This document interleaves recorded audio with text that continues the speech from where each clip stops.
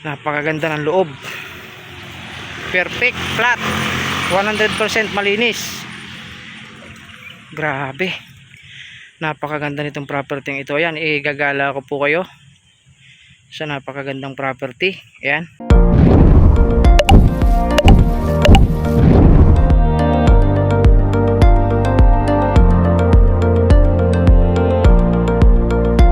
Ayun, naito na naman tayo sa property. Ito yung property. Kabila nito, ito yung property sa kanan natin. Ayan. Masukal.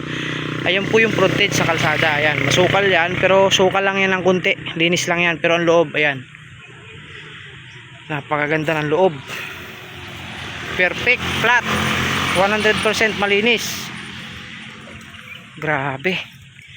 Napakaganda nitong property ito. Ayan, igagala ko po kayo sa napakagandang property. Ayan. So grabe, ang ganda. Ganda sobra. Ayan, kumahalaga sobrang napakaganda. Frontage po nito ay nasa 200 meters sa kalsada. The best talaga. Sobrang napakaganda nitong property ito. Ito na yung masasabi kong napakagandang property. Ayan. Ayun pong kabila niya, napakalinis din. Kabila niyang property iyan. Ayan. Makita nyo po, ayan, makikita nyo naman. At syempre, ayan, igagala ko po kayo sa napakagandang property. Nakita nyo naman na kanina yung frontage na napakaganda talaga. Ayan. Grabe. Perfect. Perfect na property. Ayan. Ito po yung frontage niya. Ayan. 200 meters sa kalsada. Barangay Road. Napakaganda naman itong property ito. Ayan.